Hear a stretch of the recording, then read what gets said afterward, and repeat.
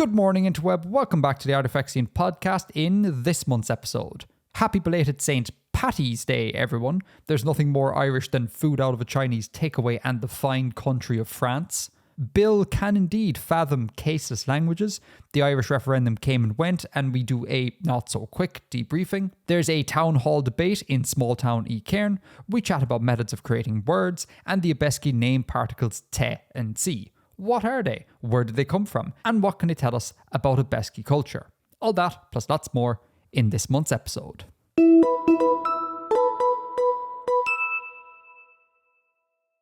It is Sunday, the 17th of March, as we record, at the time of recording. It's a most auspicious day. It's St. Patty's Day. Are you happy for St. Patty's Day? I'm going to leave this call immediately. No, it's St. Patrick's Day, or St. Paddy's Day, or just Paddy's Day, but not Patty's Day, American listeners and viewers. We can't be having that. You doing anything fun for St. Patty's Day? Working. Are you working? You're working today? Yeah. Oh dear. I take it you do actually have time to do this podcast, correct? I mean, I'm playing a pub gig, so I'm not needed until like 7 p.m. Actually, that's a good point. Yeah, musicians are probably in high demand today, I would imagine. Okay, you're not going to any parades or anything? No, okay. But I celebrated by having a very traditional Irish meal last night. Colcannon. Box tea. No. Oh. What did you have? Spice bag. A spice bag. Do you want to elaborate to people what a spice bag is? Because I don't think this exists outside. In fact, I don't think it exists outside Leinster. Really, you can't really get a spice bag here. Oh, really? Yeah, it's a Leinster phenomena that hasn't really permeated the entire country. But anyway, in any case, do you want to explain to people what a spice bag is? I'm going to Google spice bag Cork, and there's definitely going to be a result saying that it was invented in Cork. Yeah, but your Cork thinks they're their own country. Yeah. So a spice bag it's a very I'm going to say modern traditional Irish food. Iconically Irish. You get it from a Chinese takeaway, and it's chips and a little bit of veg and loads of spices, all shaken up in a brown paper bag. And you can get it with chicken as well. I got it with some chicken balls. Yeah, isn't the veg usually just like green peppers and onions? I had red peppers in mine. Okay, but I suppose like little red chilies. I suppose to be kind of more. No. As in green bell peppers, some red chilies. Onions, and then the chicken. I think those are the canonical components. I don't think it can just be any old veg, as far as I'm aware. At least I've only ever had spice bags like that. But Jesus, spice bags are rotten, man. Don't be eating spice bags. What are you at? Oh. I quite enjoyed it. I know it would be something I would get a handful of times in a multi-year period, but it was nice.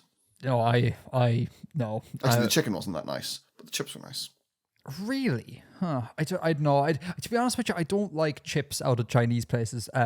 This is a real, I guess, like Philistine take, but I like my chips like McDonald's chips, like really thin and really crispy. I hate kind of bigger, chunky chips. French fries, freedom fries. A pin on France. That's going to become important in a second. But yeah, so the spice bags never appealed to me at all. And also I have to go through the hassle of being like, no chicken, please. And they're like, what's wrong with you? And I'm like, I'm just a vegetarian. There's nothing wrong with me. So, and parades, St. Patty's Day parades. I think just for the banter and the nostalgia, I'm actually going to go into my local parade. For anyone who doesn't know, I live in an extremely rural town. There's about 1,000 people in the town. Very, very small. There's more than that, isn't there? No, there's about 1,000. Maybe one, something like that, but it's not more than that. I mean, we can look it up. I promise I'll start the show in a second, folks.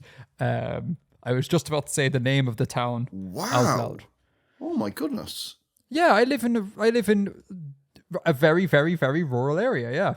Population. Yeah, but I've been there, and I would have thought it was a couple of thousand. Well, it's because it's actually it gives the vibes of a metropolis. Yeah.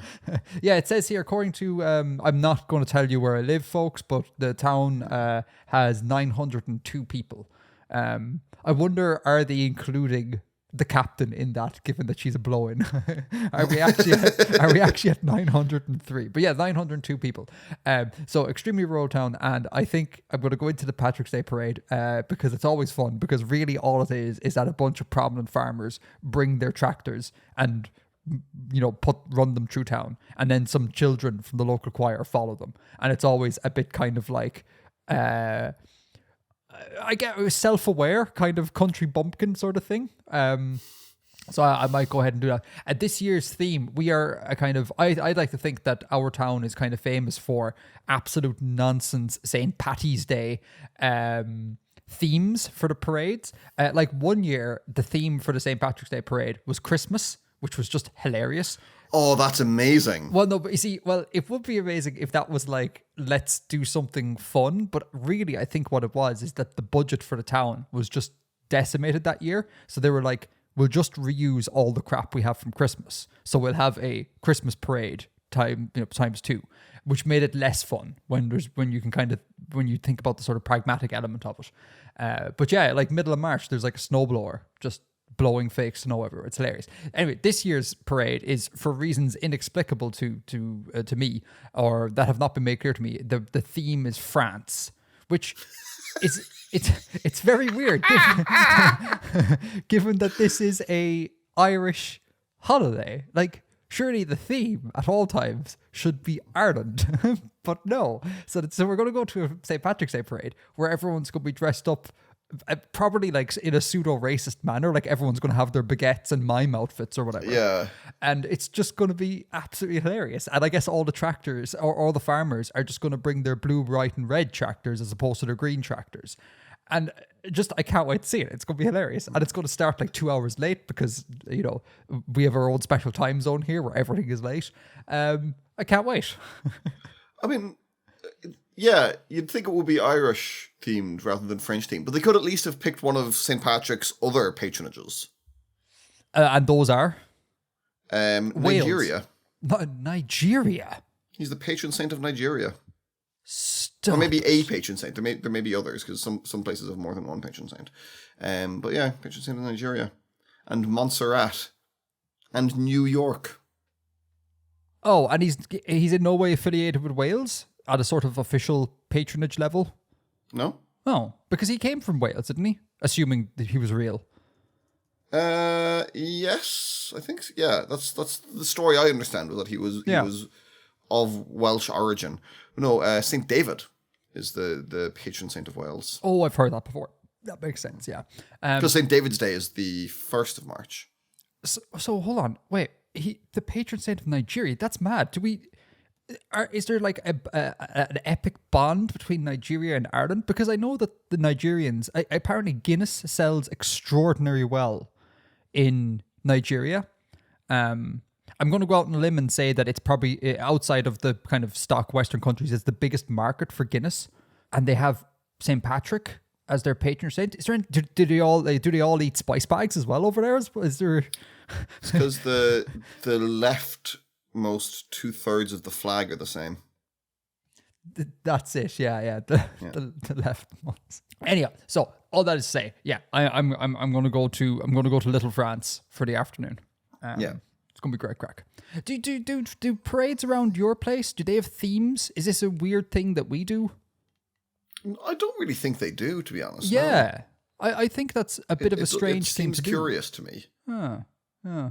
Okay. Well, sure, I'll report back next month with how it went, how my trip to France went, and all the mimes I got to see. Okay. Show. Shall we do a show?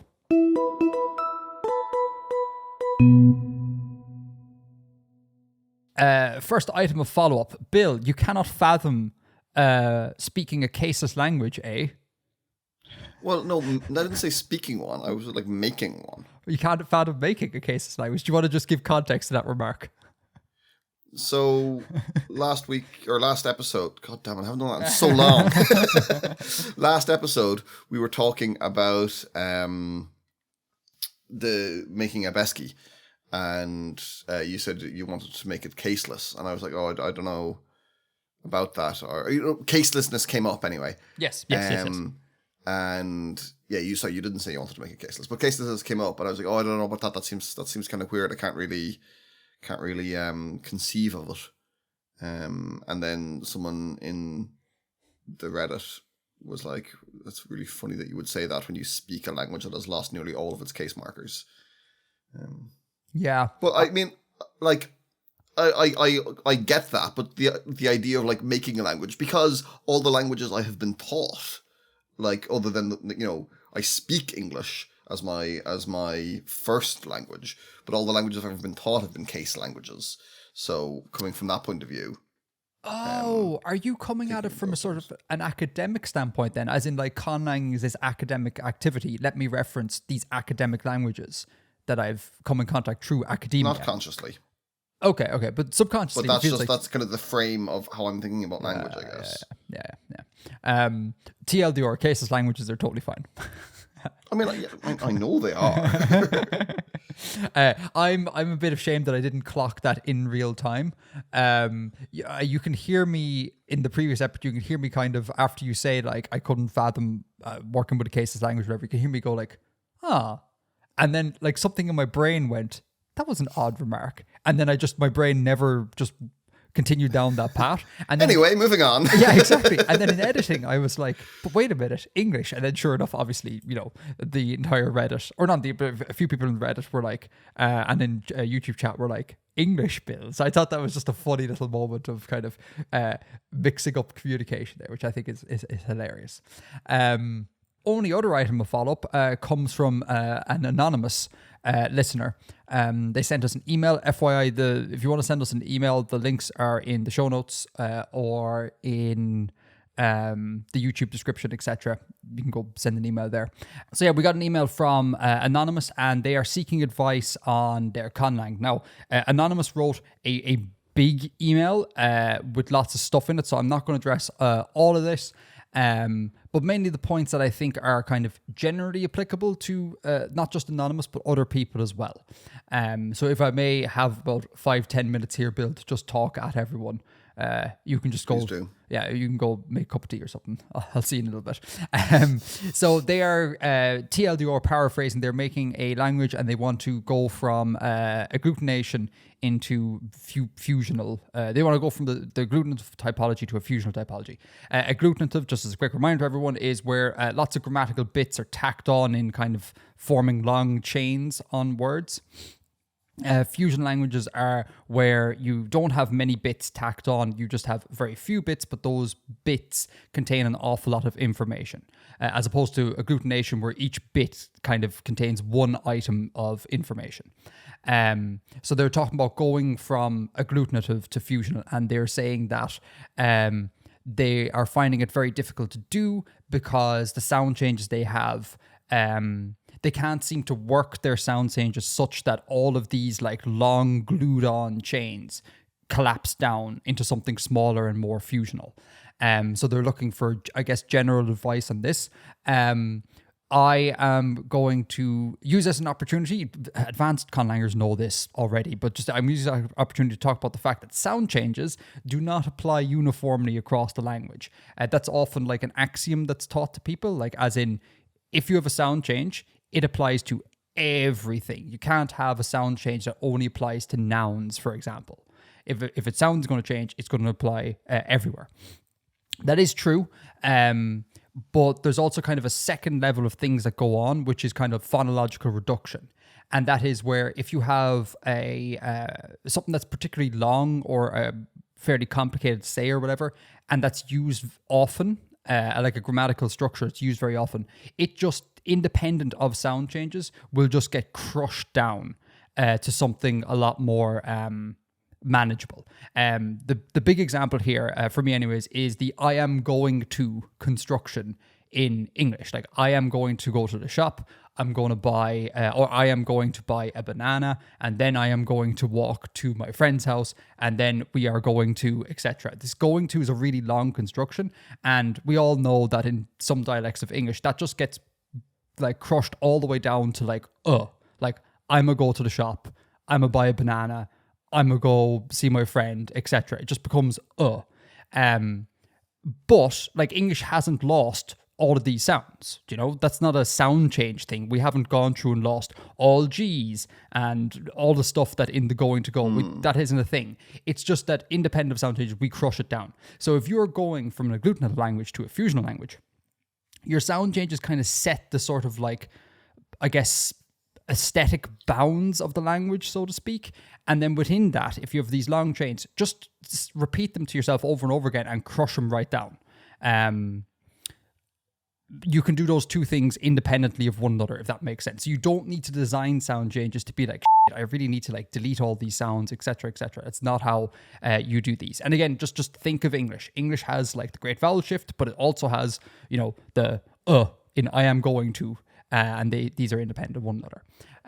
Does that make sense, Bill? Yeah, I think so. Yeah.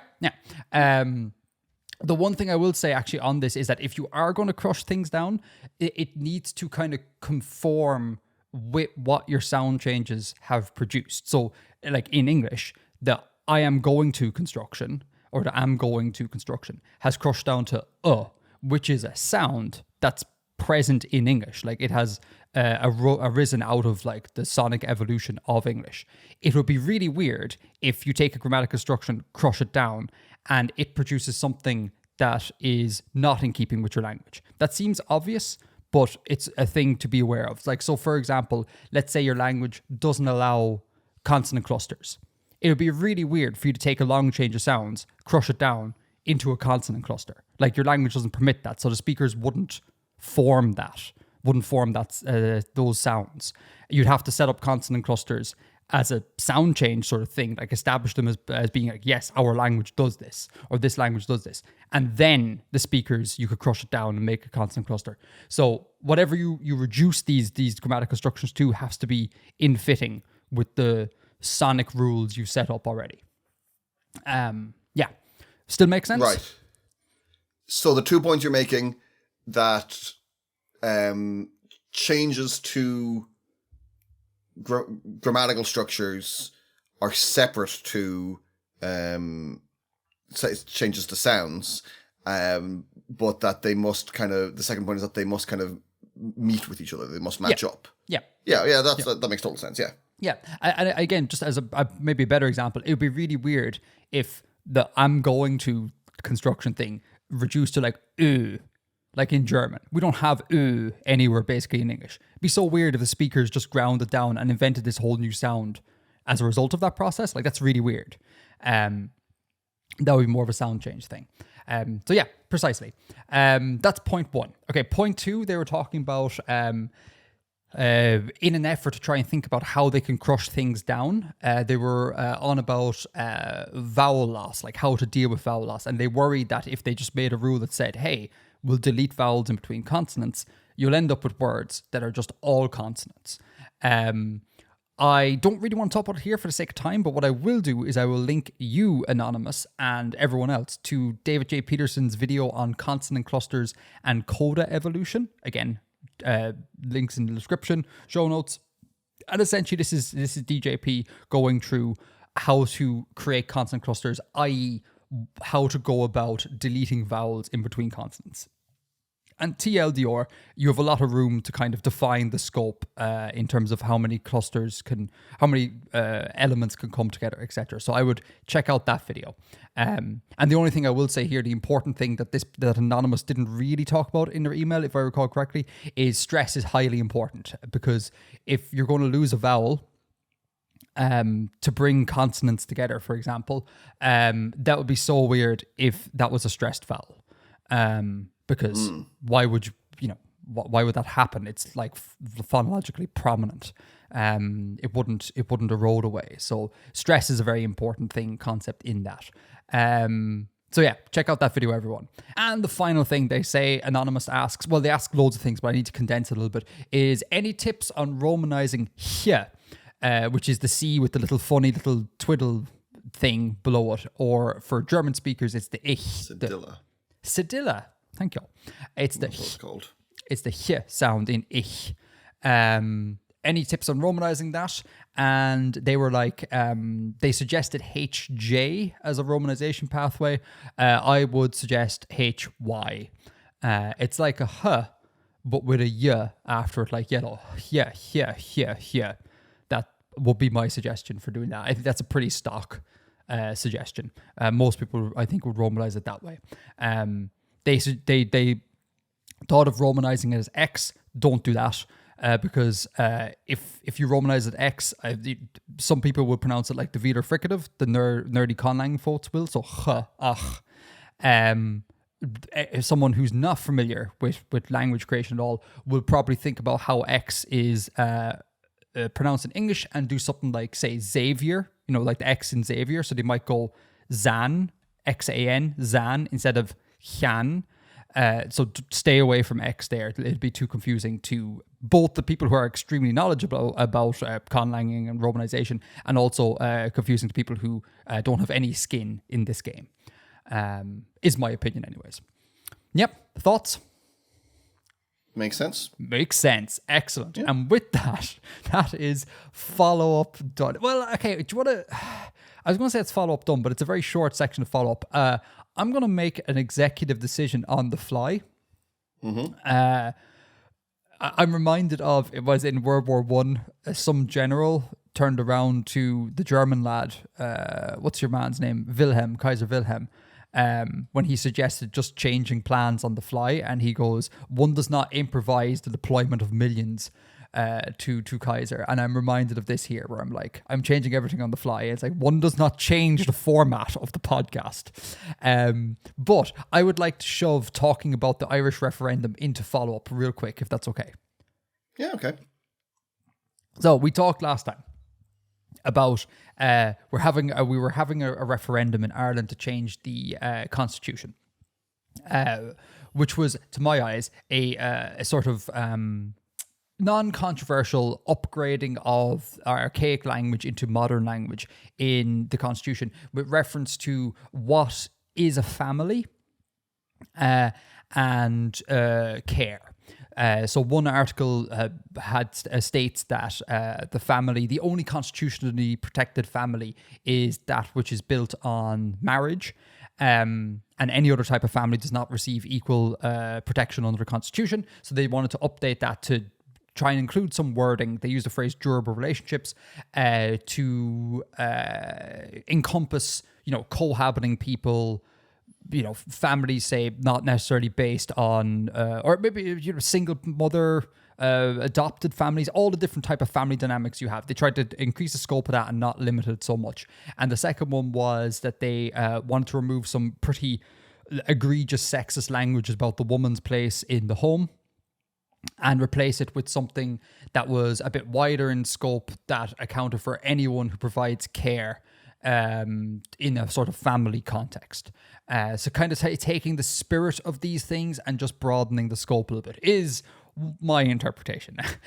So I was baffled by this, because we all went off and voted there. And you might need to correct me about this, Bill, fact check me here, but I think the both referenda were defeated by like a 65-70% majority.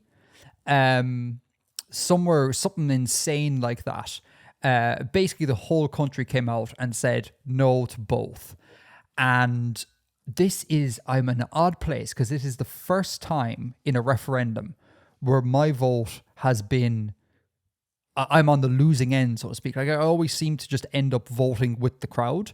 But this one had me baffled, and I still can't make heads or tails of what happened there. And I really genuinely feel like the populace, I think we got it wrong. I think we got this one wrong. And I really feel like people were kind of bamboozled by there was a lot of confusion. I think it was a really poorly managed campaign on part of the government. They kind of they just threw it on to people real fast. People didn't understand why it was happening. I think there was massive complacency on the part of the government, because, like me, I think thought, like me, that it was just a very simple case of, like, clearly we're just modernizing text, right? We don't barely need to even run a campaign here. This is just a straight yes win. And because they didn't really run a campaign until very late in the day, it gave ample opportunity to no voters or no lobbyists, I guess, to come in and, like, try and get to sway public opinion, to be the first to sway public opinion. And I saw that around my town. There was not a single vote yes poster anywhere in the town up until like a day or two before the referendum. But, you know, pretty much from day one of it being announced, the town was blitzed in vote no posters. So the government just handled themselves awfully there. And I saw that this bear out online. Like, lots of people were saying, oh, I was a yes voter until, like, you know, but I was more and more swayed by the argumentation of the no side, and therefore I was a no at the end. Which you can look at it two ways. It can either be like this is good public debate, and people's minds are being changed by good rhetoric, or it's kind of like, you know, the loudest side happened to win. So I'm just incredibly disappointed in the country, and I have tried my best to listen to, like I was on the Ireland subreddit listening to people talk about why they voted no. I've tried my best to listen to these people and, you know, empathize with their viewpoint, but I just think it's just 90% of the reasons are just, I think, bogus in my eyes. And the final thing I'll say is that my general tact in life is that if everyone else is saying one thing and I'm saying the other thing, my natural response is not to be all like, you are all idiots. My natural response is like, okay, I'm in the minority here. Clearly, I'm missing something here. So I decided to, when it was clear this was going to be a landslide no vote, through the captain, so the captain studied law, and all of her friends are now barristers and highfalutin legal people who deal with this sort of stuff on the regular. So we contacted them and we're like, lads, barristers, am I missing something here? Like, I can't be this wrong. And all the barristers were like, no, the public have been hoodwinked. This was a clear yes. I am amazed at what's occurring here. So it looks like the people who deal with this, and these are people from different ends of the sort of political spectrum. We have some like very left-leaning friends and some more kind of center-righty sort of friends. And they were all like clear and obvious yes. Yes. And they just, like us, they're just very, very sad. So anyhow, we lost. And the Constitution still retains some really incredibly awful sexist language about the woman's place in the home. And we in 2024 decided that pedantry was a better idea than removing that from the Constitution. That's all I have to say. Mm-hmm. I voted yes, no. So interesting. I had, as time went on, so I voted yes, just as a thing. And I am still comfortable with that idea because, again, having talked to all the barristers, they were all yes as well. So I'm still like, I think I read the legalese sort of correctly here, I think, at least given my perspective. I think yes, no is an entirely reasonable voting pattern. So again, for folks, again, so Bill voted yes to include the language durable relationships in terms of defining what a family is, and broaden the scope of families. I think that is a no-brainer. I think the only reason for voting no there is you're a kind of Christian, like hyper-religious person who believes in the sanctity of marriage. I think that's the only reason for voting no there, or you just don't understand, like, sorry.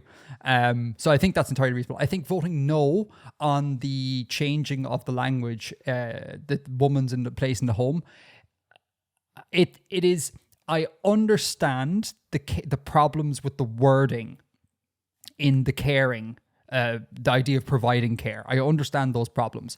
I think someone who votes no, that is a reasonable thing to do. I still think having this extremely sexist language in the Constitution is a huge problem.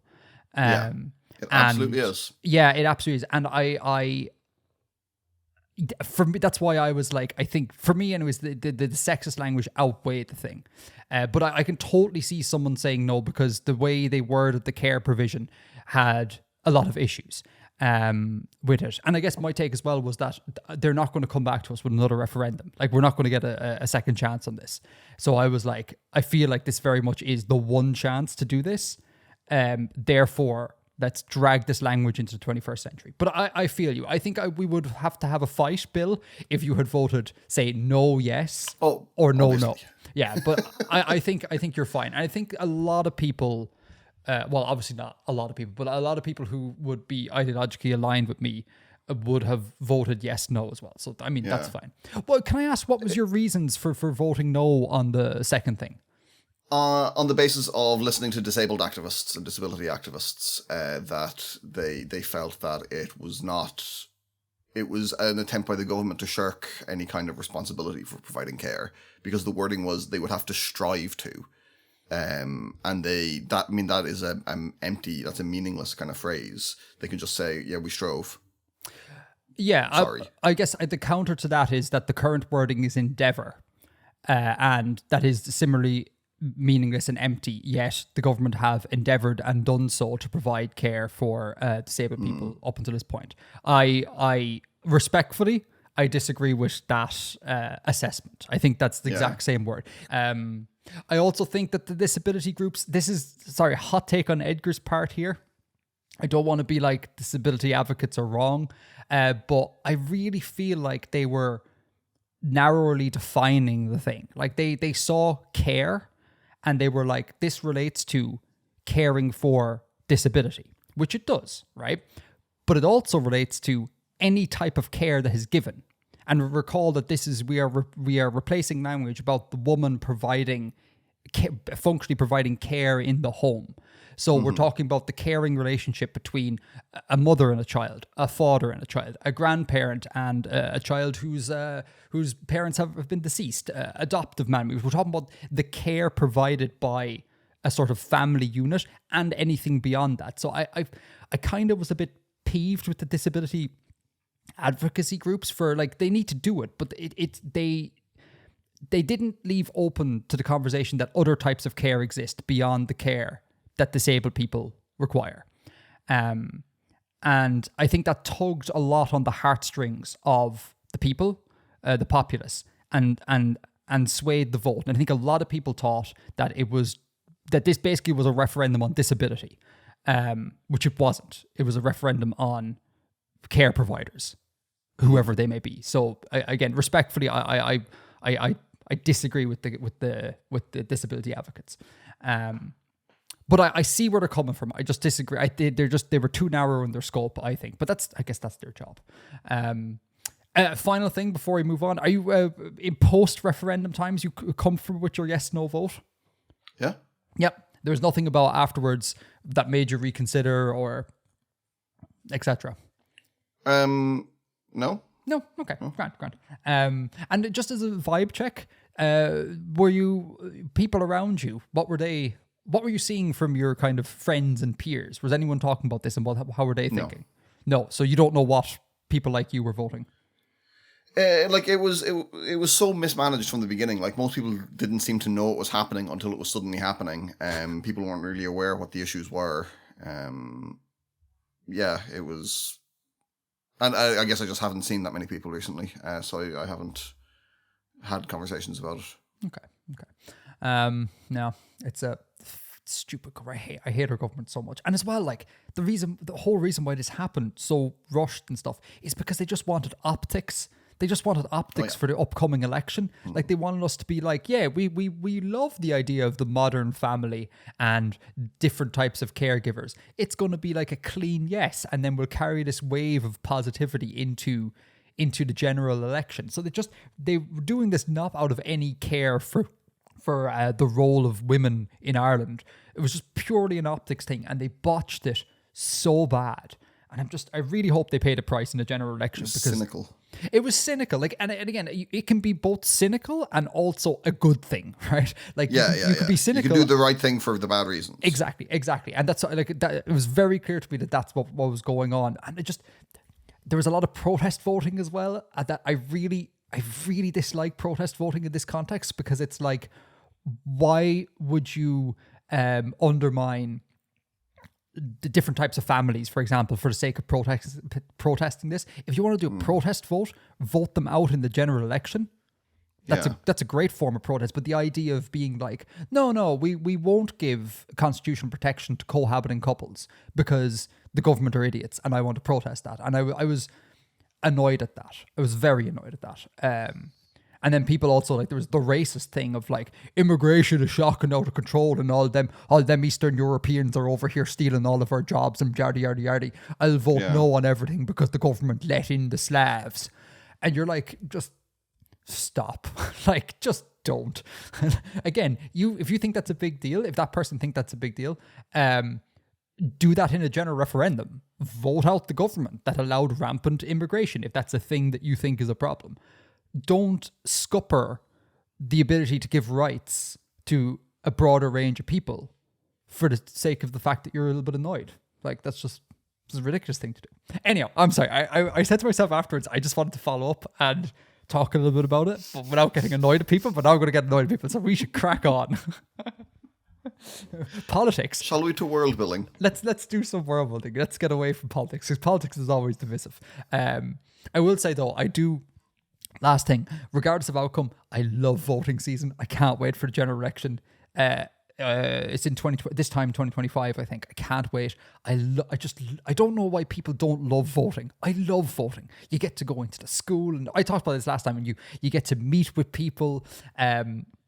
There's usually biscuits like lying there sitting for you. You get to have a biscuit with your vote. It's just great. It's like civic duty, and you get to think about voting systems and PRS TV and quotas, and it's the best. I love it so much. Yeah, that's at the forefront of everyone's mind, Edgar.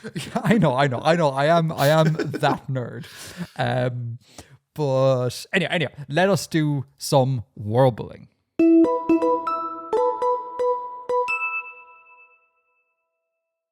Right, let's get on to a less egregious and inflammatory topic, such as rampant mercantile colonialism.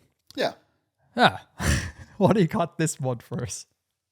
It's a little different, this episode. It is a diary entry, and it is exploring the concerns in some of the smaller settlements of the Abheski culture. When you said it's a little different, my brain heard the di part and auto-completed, and I was like, it's a little ditty. It's like, little ditty. He's written a small tune for us this month. How delightful. But alas, no, all we have is a boring diary entry. I'm afraid so. It's the most boring one yet. Oh, no.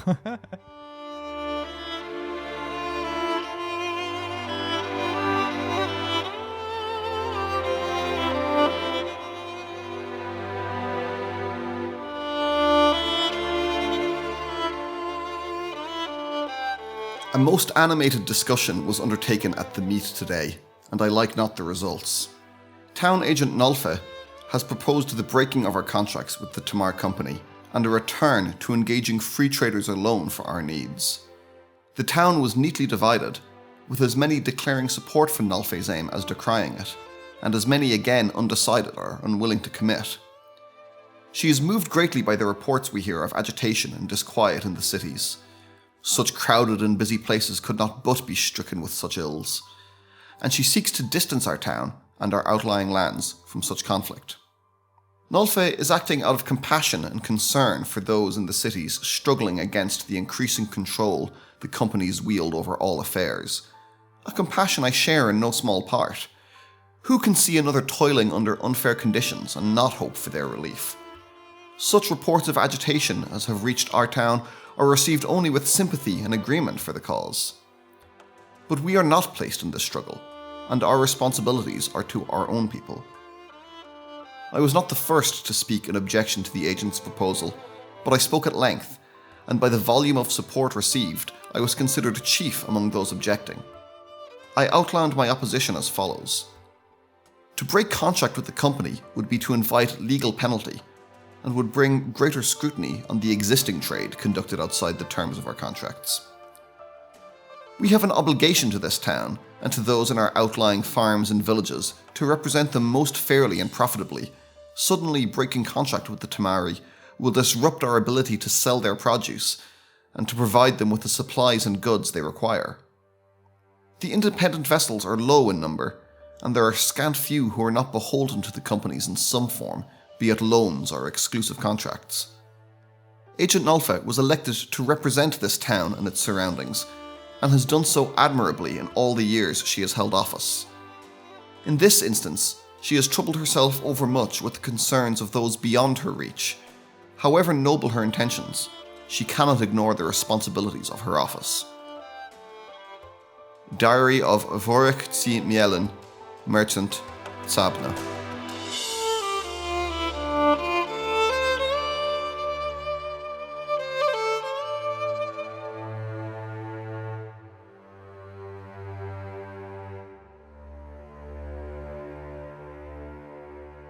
Cool. Okay, this is... did you write this because we were just in the midst of an election? No. Or a referendum? No, so the whole idea of like voting and stuff is just completely independent of what was going on here. Consciously, anyway. Wow. Oh, wow. Okay. So, summary, and then I'll interject. So this character, Vorich, lives in a smaller settlement, not one of the main cities of the Spires, and he's a merchant of some sort, and Nolfe is the town agent, so a sort of mayor for terms of business. And Nolfe and all of them have heard about the labour agitation that's taking place in the cities and across the wider area. And in solidarity, she wants to end trading with the Tamar Company, in solidarity with the agitators. And Vorich thinks this is a bad idea. And this is his diary where he's written about the events of the day. Yeah, and so Vorich here, or Vorich, he's down as being a merchant, right? Mm-hmm. So the proposal you were saying was that Nolfe, the town agent, is like, we're gonna part ways with the Tamar Company and gonna return to just like free traders for all of our trading needs. So no company, just locals, sort of thing. And the opposition to that is no, stick with the Tamar Company. But our man here is a merchant. What sort of merchant is this chap, Vorich? Is he an independent merchant? Is he a Tamar merchant? What's the jazz here? He's not a member of the companies. No, he's independent. But so why is Vorich against this? Because if they were going to break contract with the Tamar companies and engage free traders, surely he is a free trader and stands to gain from this, in that more business will flow through him as opposed to the Tamar Company. Why is he so adamant? No, so the free traders in this context are independent operators of vessels. So he doesn't have an airship. Oh, okay. So he's a merchant in the sense of like he runs a cabbage shop. Yeah. Yeah. Okay, so he actually doesn't stand the person game. Okay, makes sense, because when I was reading it, I was like, why is this guy going against his own best interests here? This is nuts. But yeah, that makes sense. So I feel like the grounds for his dissent here are quite good. To break contract with Tamar Company would be to invite legal penalty and would invite greater scrutiny on the existing trade conducted outside the terms of contract. I think that makes total sense. Like, I completely agree with this chap, basically is what I'm leading up to here. And I kind of completely disagree with the town agent Nolfe, who is like, Tamar Company do bad things, we should distance ourselves from them. Like, that is a morally good thing to do, but pragmatically, it seems to make little to no sense. So I'm siding with the bad guys again, Bill. Thank you. I'm assuming that's your intention, to make us side with the people we don't really want to side with. Not as such, but it is a complicated situation, is more the point. Yes, to break with the company would be a good thing to do. It would be the right thing to do, but it is difficult. And there are reasonable objections to doing so based on the responsibilities that they have. And I'm assuming this Zabna place, this new town of ours, is this some sort of backwater small town? Is this equivalent to the town I live in with 102/maybe 103 people? 902/903 people. Yeah, so it's a small town. Like there aren't any spires built there, and it's kind of, there are like a few small businesses, and it is a hub for farmers and people to be able to bring their goods so they can be sold to the cities to feed the cities. Okay, like a rural county town. Yeah. Yeah. So, So then market town kind of thing. maybe then that changes the calculus a little bit, because would the Tamar company care if some town of like whatever 15,000 people, some small rural county town or smallish rural county town just decides to not have anything to do with them? Surely they have bigger fish to fry. So maybe your man Vorich here, the merchant, the dissenting merchant, is a bit kind of like, thinks this place too grander than it actually is, and maybe it's actually completely viable to just be like, we break contract with the Tamar company, they're not going to do anything, it's grand. Possibly. Or maybe they'll see it as, the company will see that as a trend, that if they let one person, one town get away with it, what if all of their towns go away with it? That's going to be a bigger problem. If all the towns attempt it. Yeah, that's fair, because I'm assuming there's an awful lot of small towns knocking around the place. So it could cascade pretty hard. Mm-hmm. And they have worked, the companies have worked to take over from free traders and independent contractors and ships. So they've invested time and resources into doing this. So that's all investment down the tube. What is, again, this town aged Nolfe, whose side I should be on, and I'm just thinking is a bit not very pragmatic. You say here, they seek to distance the town and the outlying lands from the conflict, but how are they doing that? By like potentially antagonizing the Tamar company? That seems to be in conflict with their written aim, so to speak.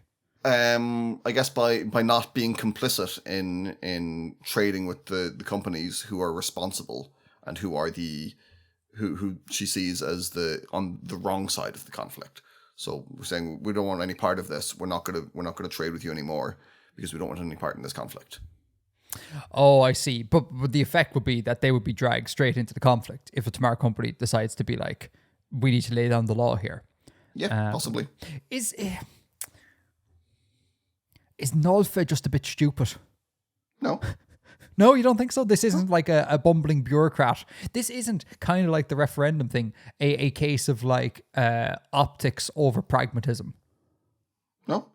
No, okay, all right. Because I get vibes of Nolfe just being a little bit like, yeah, this would be a great thing to do, but without actually considering any of the practical ramifications. Whereas I think your man Vorich is a lot more real. He's just more of a realist, And you even say like Nolfe is acting out of passion and concern, which is great, but sometimes too much compassion and too much concern shield from the harsh reality of what needs to be done, Mm-hmm. There was a discussion in the meet. So this isn't a vote. This is like just a gathering of people shouting at one another. A town hall kind of thing, yeah. A town hall sort of thing. Okay. Why would who is represented in this? Just any randomer? Can any randomer show up to the town hall and have their voices be heard, or is this only kind of like the notable figures of the community? I'd feel it would probably be anyone, but if you're more likely to be taken seriously if you have something to back that up, like you have run a business or you represent some kind of stake. Okay.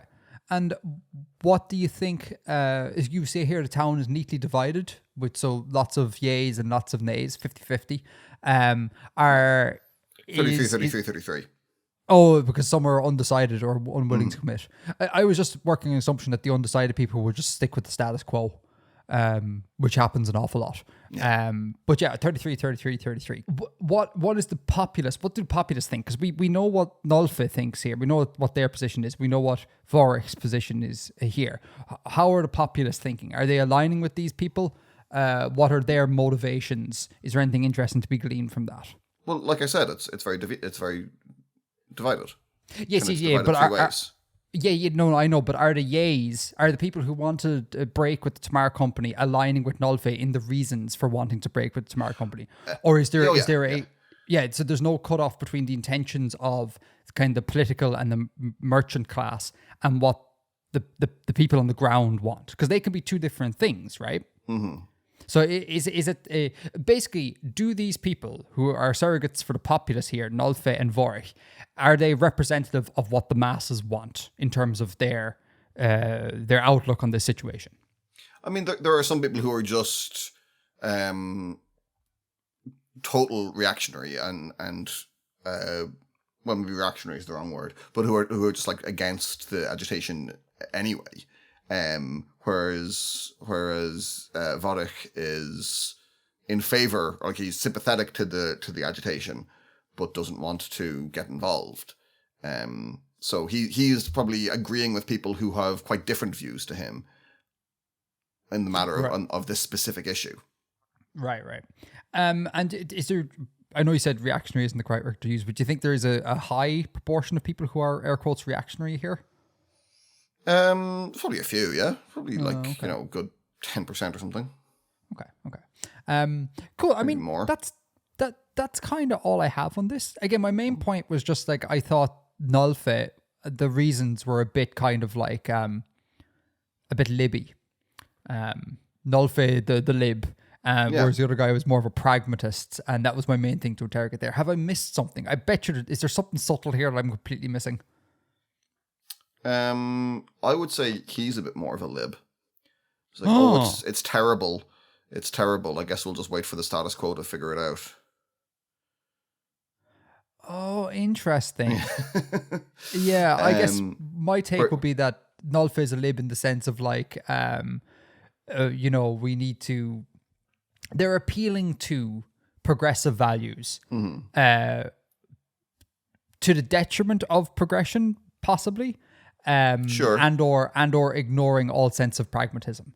Because I think sometimes libs I disagree with fall into that category. And Nolfe feels like that. But I can see it. I can see how Vorich is also a bit libby as well. They're all libs. They're all neoliberals. She's suggesting that they do something which would actually be difficult, but for the sake of a greater good, which is not very lib to my mind. Yeah, I guess. But I take your point. Yeah, these terms don't map neatly onto other than the specific modern context we live in. But yeah, I guess what is making me call Nolfe more of a lib here is also the context of being in a small town, where it's kind of like your actions here are not going to solve many things. You distancing yourself from the Tamar company is not really going to concern the Tamar company all that much, nor is it going to like circumvent the course of this conflict at the moment. Like if one of the Spires did, that would be like, that's a serious thing. Like a serious thing would occur there. But it's a boycott. So you need individuals and you need small organizations to be involved in that. Yeah. I mean, that is fair. And then again, the other thing is she's acting out of compassion and concern, but there is the counter argument of like compassion and concern, as your man Vorich brings up, for the people. And if you have Tamari Marines suddenly land in town and start like roughing up people, it's like you had a great deal of compassion and concern for people not in this town, which is great, but also we should cast a little bit of eye on the compassion and concern for people you are responsible for. So do you know what? Actually, the more I think about, the more you're right. These terms don't map neatly, and I think that's actually a plus point with this piece of prose here. It's a little bit hard to unpack the exact ideology of these people, which is good. Anyhow, you were saying things that I may have missed before you went on your man's a lib tangent, or is that the thing? No, I don't think I had much else, to be honest. Okay, good. Oh, hold on. Well, the thing to break contract with the company would be to invite legal penalty and would bring greater scrutiny on the existing trade conducted outside of the terms of our contracts. So they are already kind of like doing a bit of breaking contract. There's a little bit of like smuggling and sneakery going on. Yeah. And like everyone knows, like everyone in the town is involved and knows that, and it's perfectly accepted. They just don't want the Tamar company to find out. Or maybe the smart company already know and just don't care. Like operating costs, you know? Yeah, you know, it's not enough for them to get involved in, perhaps. And yeah, I guess with this, I just kind of wanted to flesh out a bit more of what the Abheski culture is like outside the cities itself, and where do they get their food from? What's the infrastructure of all that? Which I've kind of touched on a little bit before, but I not a huge amount. So that's kind of what I was thinking about. And yeah, I found it a little weird to write a diary entry. Is it that different from a letter? Well, you see, I don't write a diary. I'm not a diarist, so I found it difficult to kind of put myself in the mind of like, why would you be writing this down? But what's the point of this? But I guess he's probably using it to kind of order his own thoughts, and maybe this is going to help him if he has to make another speech or if he has to stand against the proposal in some way. Wait, but hold on. This is interesting to me. A diary is just a letter to your future self. Is it to your future self? That's why I would write a diary. Like I would write a diary that, you know, in like 10 years I could read back on what I was doing on the 17th of March 2024. Do people write diaries for other reasons? I don't know. I don't, so. Oh. Well, that's what... Like, I always thought of a diary as being like you are making a time capsule. Oh, God, now you're making me rethink what a diary is and why people do it. Maybe, I guess, actually, there might be another cohort of people who have diaries as a means of exercising thoughts from their minds. So, like, just get it out so you don't not thinking about it. Or a means of maybe organizing thoughts, but...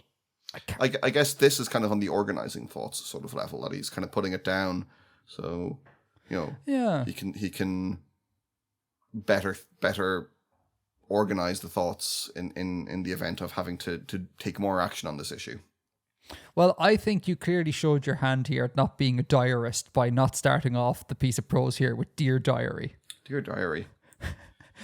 Today I wrote a diary. Today I wrote a diary.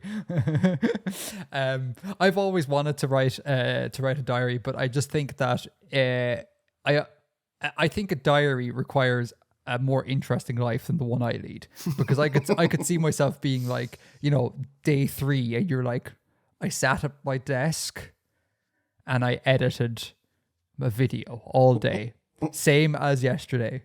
Same as the previous day. Like, my life is not interesting enough to warrant a diary, or it would mean that the diary would only get filled in, you know, once or twice a year, basically. And then at that point, you're kind of defeats the purpose of diarying, maybe a little bit. Like, I'll sometimes on holidays, I'll write down stuff that I did so that I can remember, because, you know, you forget details quite quickly. So I'll do stuff that. I love how anachronistic you are, man, because like, and I don't mean that as an insult. I mean that as a compliment, because I would just be like, I would record a video of it. Because words are imperfect, and it won't capture. It won't capture like words will make it hard to like express just how yellow this one parrot in the Amazon was. But a video will show that, and it's mad that you're like, I'll write it, and I'm like, I will film it. Yeah, I hate taking photos. Do you? I don't like taking photos. You don't like taking photos? No, I never look at them. Like. I have. What are we doing here, Bill? Who are you? From my graduation, from colleges, from like my undergrad and from my masters, I have graduation photos. Right? Mm-hmm. Never looked at them. Never once looked at them. Okay, so 2 things there. 1, that doesn't matter because one day you may look at them. But 2, you should totally do a review. Like the captain and I periodically will do like a year in review where we'll sit down, instead of watching telly at night, we will go through the photos of that year. God, or if it's like, awful. What do you mean it sounds awful? That's a great idea. No, I'd hate that. What? But then you get to relive the memories. I don't want and that. Then, you know, well, maybe, I guess, I'm sorry. This has I don't know your relationship status at the moment, so I was about to say this might trigger a bit of loneliness if you are single, but I don't know what you are. But And maybe you need to have a partner for this in order to make, because I don't think I would look at these photos on my own. But with someone else, it's great crack, I think. I think it's great crack anyway. So, wow, we keep diaries and we don't take photos. Jeez. Well, I don't keep diaries. I write down stuff that I did on holiday. That's it. Yeah. You've holiday diaries and you don't take photos. That's mad because most people, their objection would be to being in photos, not the taking of photos. Most people are perfectly comfortable being in them. Oh no, I hate being in photos. It's awful. I think forget I'm very handsome, so well, I have an obligation. It would be a to crime. The public. Yeah, exactly. But you forget, Bill, I am very unhandsome. That is not true. That is true. I'm balding, for Christ's sakes, Bill. It's just not good. I am, yeah. It's not a good look. It's not great. That's why I have a shaved head now. I don't want a shaved head, but the shaved head has to happen because this patchwork of hair and skin up there is no good. I am aging like a bloody walnut. It's not good.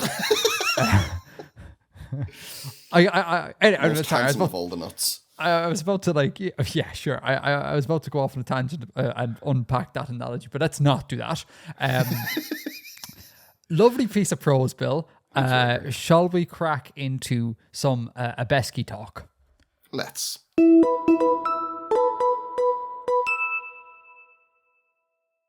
Okay, Abheski. Real fast, I'm going through the wars at the moment with the new video, so I don't have the big talk on class coming up. So just small little housekeeping bits, Bill, here, and then that's pretty much us. Cool. All right. Last show, I was like, Bill, I need SOV order. I need a head final order, and you were not happy, or this didn't immediately fill you with joy. It did not. It did not. And upon listening back in editing, and also a few people in the Reddit were kind of like, Edgar, I feel like you're kind of steamrolling Bill here a little bit. And I felt bad as well. I was like, yeah, my job really is to just try to, like, I need to stop you from making errors, but it's not my job to be like, no, Bill. And there's lots of no's coming up here, so I need to do a give and take here. I think we can do VSO. I think VSO will be fine. Without getting into, let's get into nitty gritty of it. Essentially, it goes back to what we talked before about the polypersonal agreement, and how we're talking about on the verb. You'll have both subject and object markers. You know, the way in English we have like I walk, he walks. There's a marker on the verb to indicate third person, the third person subject. Yeah. Right. In this language, there'll be markers on the verb that indicate the subject and the object, right? So in many ways, the verb is just going to be like a small little SOV sentence. It'll be like, again, we talked about before, like he, it, see. That's all on the verb. He, it, see, right? SOV, all on the verb. Verb comes out the front because you want a relatively free word order, and then you put your subject, and then you put your object. So on the face of it, it looks like VSO and you get the vibes of VSO, but really under the hood, underlyingly, it's SOV. So we get best of both worlds. I get my ability to have a moderately to strongly head final language based on what I think your words are implying, and you get your VSO vibes. I'm sorry. I think I feel like I missed like 3 steps there. Okay. Talk to me, or just want me to replay? Yeah, can you explain that again? Okay. So we are going to bake the subject and object pronouns onto the verb. Okay? Cool. Right? Okay. And they are going to come in the order of subject, object, verb, like prefixes, right? You have little prefixes that you put on the verb to indicate what the subject and the object are doing. Can you give me an example of what that would be like? Yeah, so kind of like what I was saying, imagine the verb see. You would have something like tasi, right? You have a verb see, and then at the start you have ta, t being indicating what the subject is, and the a indicating what the object is. Tasi, something like that. Okay. The exact form doesn't matter. What matters is that functionally, in baking on these markers onto the verb is functionally treated like a small SOV sentence, Right. Okay. So yes, I understand what you're saying now. So do we still put the subject and the object in the sentence after the verb? Yes. Yeah. You can totally do that in the same way that like the English verb he walks. That S indicates third person, but we also still have a third person pronoun out the front. That is totally fine. You totally permit it. So I understand. Really, the order is SOV, all glommed on, SO. But it gives the vibes of VSO. So you get the aesthetic you want. I get the sort of like head finality I want. Or again, not that I want, that your words to me are implying. Mm-hmm. So he walks, right? And then if we want to say he walks there, it could be he walks there. And the is agreeing with the object of there. Sure. Yeah. Yes. Yeah, For all intents and purposes, yes. Yeah. So TLDR, you're going to get your VSO. You're going to get what looks like VSO, but under the hood, it's SOV, and that's what we need. Cool. I'm going to say that maybe it should be a V1 lang, so maybe don't tie yourself to strictly VSO, because you said you want a free word order. So maybe sometimes, for the sake of salience, you might want to switch the order of the subject and object, so to go from VSO to VOS. So maybe we could say that the rule is you got to have the verb out the front, but the exact ordering of what comes after it doesn't really matter, and it changes based on what you want to emphasize. And yeah, and like if we have that thing in the verb, then the word order can be free anyway, presumably. Like it can shuffle around, presumably. Yeah, correct. Yeah. I still think because I think what I wanted was a free word order, because I liked that from Russian. But if we had to have a preference, that it was for VSO. Yeah, and I think we can get there by saying that it is free, but it's kind of expected that you put the verb out the front. Yeah. So I think that's a good way of going about it. We still so case marking and polypersonal agreement is a little bit in conflict with one another. A little bit. It's not unheard of for those two things to coexist in a language, but we may want to do that here. Like we may want to still have some case marking on the subject and object just to really be able to move things around. Sure. Because I think I'm kind of banking on the fact that we're not going to have class, which makes it a little bit hard to make it entirely free. Because imagine if you had you were talking about the man and the dog, right? You want to say the man sees the dog, okay? In this language, you would be like it see, right? That's on the verb. It see, man dog. And it's very hard to tell what's what, because it would just be it and it, right? There wouldn't be any marking to distinguish different types, different classes of third person. It'd just be it see, man dog. And you're like, which it is referring to which it here? So we may need some case marking to see what's going on there, which is fine. Which is fine. And it's not unheard of that polypersonal agreement languages and case marking exist. A shout out Bib for making me aware of that one. I didn't realize that. So that's that. TLDR, you got your VSO. Are you happy with me? Yes.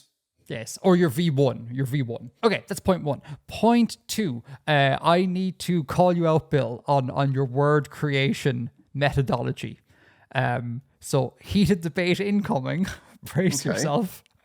So I asked Bill, for those following along with the streams I do for the Abheski language, I asked Bill to look at a thing called the Leipzig-Jakarta list. I'll leave a link in the description, which functionally we're just using as a list of basic roots and supplementing them with some roots that are more kind of like specific to Abheski culture. So I was like, Bill, I'm going to need some words for examples for the reference document. Can you come up with some? And you went ahead and did it. And I was like, at first I was like, these words are great. I love these words. They got such the right mouthfeel. Wonderful stuff. And we began working on it on stream.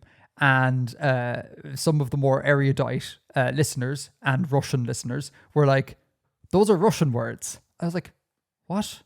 And they were like, yeah, that's literally the word, I think fire, you came up with a word for fire, which is quite literally the word. The word you came up with, I think, was like ogon, something like that, which is quite literally the word for fire in Russian. And this occurred a couple of times. And so I was like, oh, that's not good. So I believe your strategy... Really? Yeah. Or at least so reminiscent of it that it's kind of in an uncanny valley. Because I believe, or let me finish, right? I think your strategy is, and you had talked about this before, that sometimes you look at the Slavic and see what the orthography says, and then come up with sounds based on that, correct?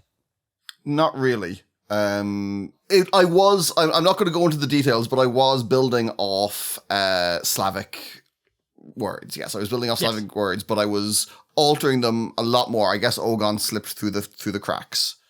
Okay, well, there's a couple more, because again, Russian speakers and people who are more friendly with it were able to spot a number of patterns.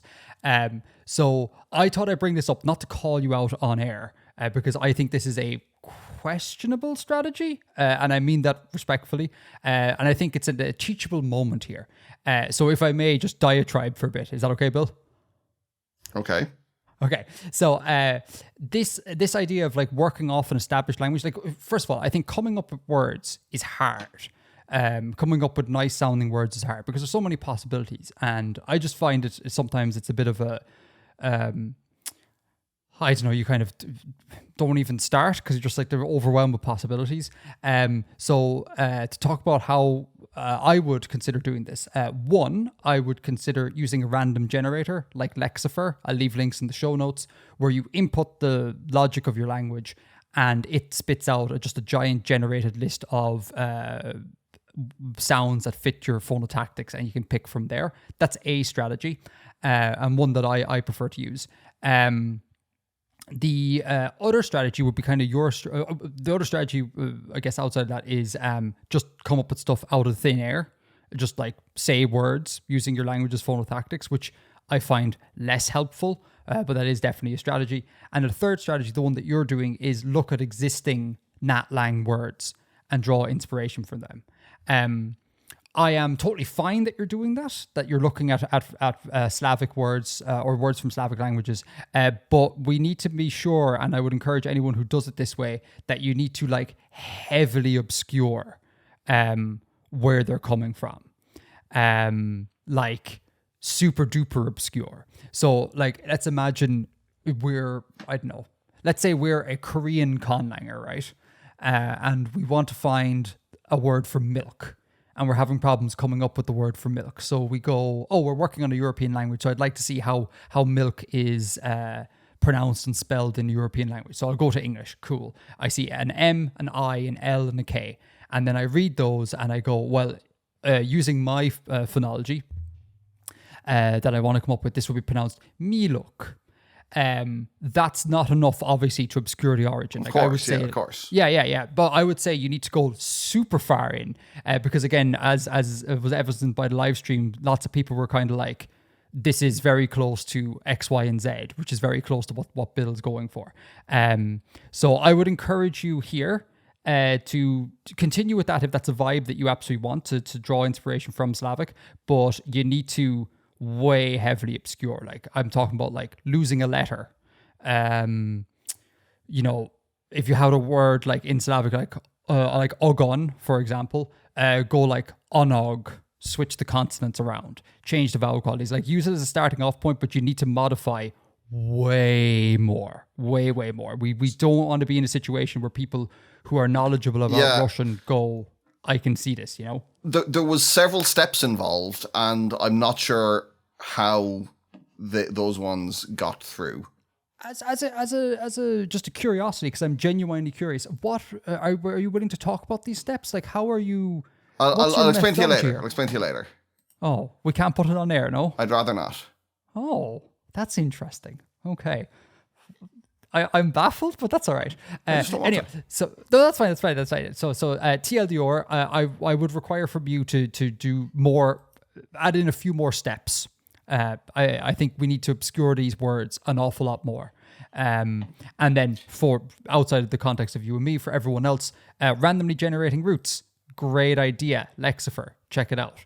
Mouthfeel, just say stuff, also a great idea. But I find to be a bit tricky because, there's so many possibilities.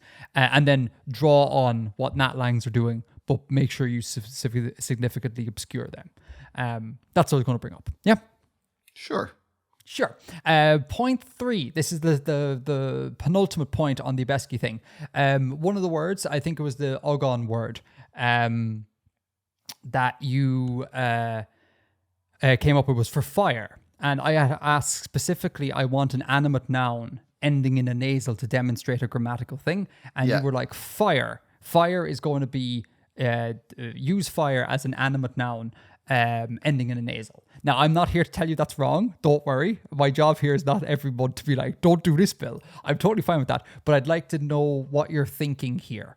Why are we classing fire as an animate noun? And what's the scope here? Would other things similar to fire be classed as an animate noun? What's your reasoning?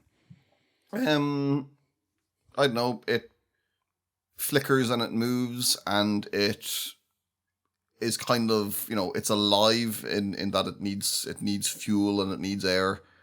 And I don't think it's a huge stretch for people to kind of consider it as a living thing in some way. Okay. And would this apply to other kind of natural phenomena? I'm thinking of Navajo with its classing of lightning as being like way up there on the animacy hierarchy. I think equivalent to or greater than humans, I think. Would this be a similar sort of thing? Possibly. I'd have to consider it, but I not necessarily, but I'm open to it. Okay. My only suggestion here is that I would say try and think of in terms of like semantic classes here. Like, so don't be like, oh, fire is an animate noun, but nothing like fire is. Like, I would begin to think now whether or not natural disaster type things are animate nouns, because we can see like fire, like wildfires, etc. Try and think of a sort of semantically unified thing. Try not to work in anomalies. It's nice if anomalies creep up, like we have a weird thing where, I don't know, because of, say, the sound of a word, it's considered animate instead of inanimate. Like, that's cool if natural irregularities arise, but we don't want to kind of interject irregularities by being like, this one noun is considered animate when really it should be inanimate. I would like you to go away and think about scope there, if that's okay. Yeah, cool. Awesome. So the last thing there is the particles in the names. We're back to analyzing Abheski names. I swear, folks, we will stop with this soon. Eventually, it'll be solved. Some Abheski names have the form first name, linking particle, surname, like Yar, Te, Yarlin. Okay? Now, in the canon, we have two of these like particles in between. We have a Te and we have a Tsi. Okay? Mm-hmm. And because we're working historically, we need to figure out what's the etymology of these? Where did they come from? What's happening there? You and I had a bit of a discussion in the Reddit last month where I was like, these are clearly gendered. And you were like, no. And we got into a little bit of back and forth. And TLDR, if I'm getting things correctly, you are we saying that these are kind of like Mac, MAC, or MC, or Ni, Ni fada in Irish, in that maybe back in the day they were kind of gendered, but in the modern world, these just, whether you're male or female, you can take these names can take these particles. Is that what I'm saying? Would that be a reasonable assertion to make?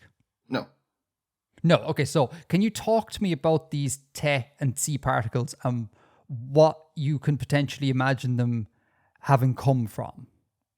I can't. I don't really have an answer for that. Yeah. Okay. It's they're just two things that sometimes are in names. I know, but you see, from the diachronic standpoint, we can't really do that. I mean, I can say, I'd rather not, but I can say that they date back to the Proto-Lang. There's no like lexical origin for these. They were just te and tsi from the get-go. We can do that. But I would want to try and interrogate where they come from, because it could lead to interesting results down the line. Yeah, I mean, I there's some kind of genitive, I guess, that it's just like it's of this family, something like that. I have absolutely I have never considered them to be gendered. Never considered them to be gendered. I never consider them to be gendered. Okay. So my immediate thought there is like the idea of like of a family, totally fine. I would immediately think, why do we have these two different words for of? You know? Like why is te and tsi both of? It seems more like morphologically complex than just a simple of. Would you be adverse to having them be gendered back in history, but in the modern, much like what has occurred here in the modern world, they're no longer considered gendered? Would you be averse to that? What do you mean by much like what has happened here? In the same way, like an Irish name, you can have like Sinead McMahon, even though Mac it means son of, and it's a bit weird to have a name that's Sinead, son of Mahon, but that son of has just been eroded away and just become a stock name. Right. Similar thing here. Back in the day, it would have literally meant son of whatever, but eventually it just becomes a set of canonical names and no longer specifically means son of. It just becomes a name. I mean, if it's the only thing that we can, and it's the only way we can make sense out of it, I guess. But I don't know. It just doesn't seem. Okay. Well, if you're not happy, yeah. Okay, if you're not happy with that, again, I can always just make them. It's like this since the proto. What about you've talked about your because I know the conflict for me here is that you've talked about the Proto-Abheski people as being pretty like woke when it comes to gender stuff, right? So we would try and we would want to kind of reflect that here, at least I would. And the idea of having gendered particles kind of doesn't vibe with the sort of the world building we're trying to create for these people. Yeah. So I was trying to think long and hard about what we could do here. And I struggle to get away from the gendered stuff. So if someone in Reddit wants to jump in, I'd be more than happy to hear it. I wonder, could we tie some class into it? And I wonder, could we class is in like societal class. Yeah, and I wonder, that makes sense. Right. Could I suggest that maybe te and tsi means something like lord or lady? Now it's still gendered, but it has this idea of aristocracy tied into it. So like Yar te Yarlin historically would have meant Yar, lord of Yarlin, so a lord of the Yarlin clan. And then we get to tell the narrative that these people care deeply about class. And then we do the thing where in modern, it doesn't matter that they were once lord and lady. Mm-hmm. Now they've just become concrete names. What if it's two different classes rather than being a gendered signifier of class?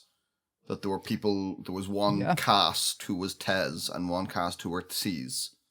Yeah, that's a better idea. That's a much better idea. Yeah, we could have like a commoner.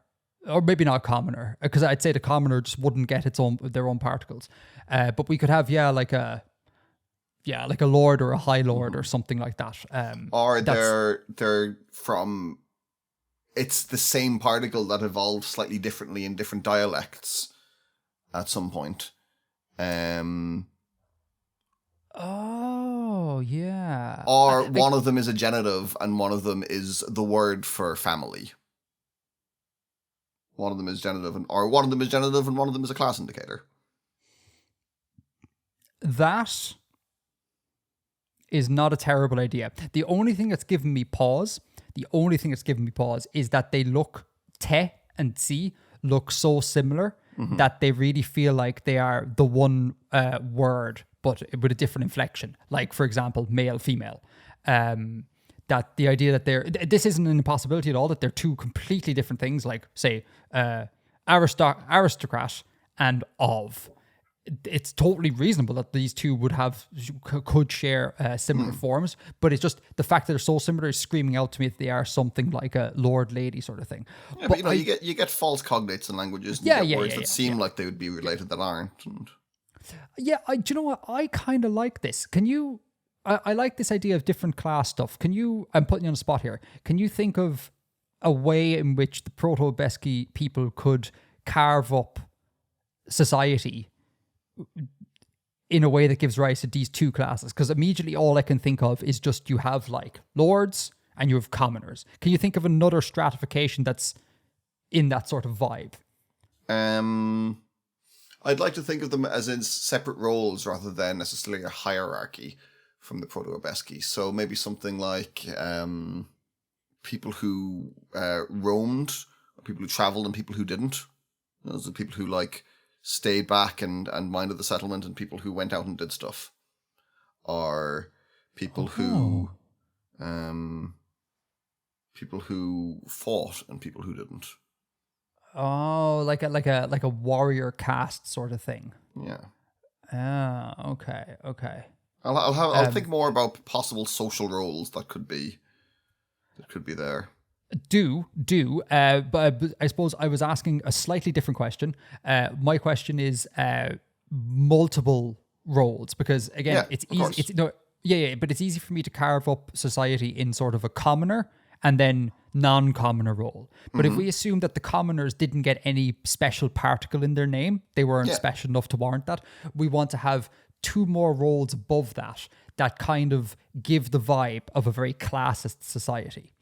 I'm not sure I want it to be like classist in the terms of discriminatory, but just if we could just like it's a different thing. They did something else. Well, is that a thing that you don't want to do? But again, aren't these people very preoccupied with class? Because we talk about how they don't really... I don't know that the Proto-Abheski were, though. Interesting. Okay. That's interesting. Okay, yeah, all right. That's that. I want to put that to you for homework. I want you to think about the social roles of the Proto-Abheski, and I would like you to find two roles for me that I can make into this Tse and Tsi. And specifically, given just I don't know if this will complicate matters even further, but given that we're working with a VSO type thing that is masquerading as given that we're working with a SOV structure that's masquerading as verb initial, if that makes sense, the way this is going to work is that the particle is going to basically be an adjective, right? So it's going to be yar, and then you have yartlin, but you're describing the yartlin. So using the example of lord and lady from before, just because it's in my mind, it would be yar, lord-like, yarclan. So he's like yar, he's a lord-like, he's a lord member lordful. Of the yard. Lordful. Exactly. So using your example of warrior, you're looking for like warrior-ish. So we're going to turn these into adjectives, I think is the best way of doing it. So I need you to find some roles in a Proto-Abheski society that tell the story of your culture that we can turn into adjectives and eventually these particles. Sure. Okay. I think you got some solid ideas there, mate. Keep thinking about those. That'll be great. That's what I do. That's what you do. Okay, that is all my Abheski stuff. I was going to say let's go to the green room, but actually let's not because I need to finish recording. But I do want to just put a PSA out real fast. We got a letter in the post from Sam the Barber, which frequent contributor to the mailbox and Bank of Artifexia. So I just want to say, Sam, we got your letter. It's only just arrived. I have not had a chance to open it and look at it, so I am going to talk about it next month, if that's okay. I'm really sorry that if the letters arrive at an awkward time, you have to wait a full 30 days to hear about how we received your letter. So just know that we've got the letter and it will be talked about. And also for anyone who wants to send any physical mail to us, the address pal or the PO box or whatever is linked in the description. You can go click on it. You can send us anything you want within reason. No incendiary devices, no anthrax, that sort of thing. But letters with banknotes and cute stories from your life is more than more than enough. Yeah. Sure. All right. That is us. Bill, enjoy your gig tonight. I'll do my best. I shall enjoy France. Listeners, enjoy St. Patty's Day. Oh, actually, I can't wish them that because by the time they hear this, Patty's Day will be over. So that's no good. Listeners, just enjoy life in general. It never happened. There was no St. Patty's Day. Some would argue that's actually correct. There is no St. Patty's Day. Yeah, that's exactly what I'm arguing. So anyway, have a great one, folks. We'll see you next month. Until next time. Edgar out.